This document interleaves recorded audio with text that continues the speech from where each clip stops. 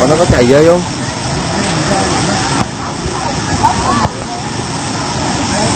Chảy hả? Rồi à. Anh ơi! Trần Du! Trần Du!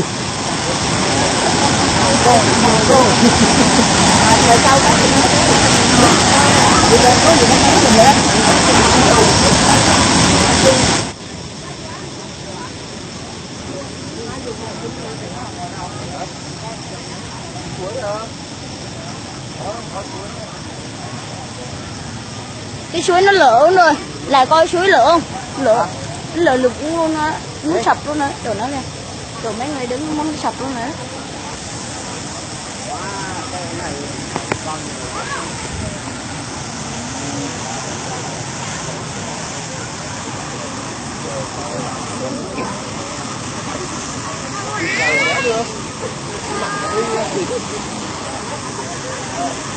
Cao ghê.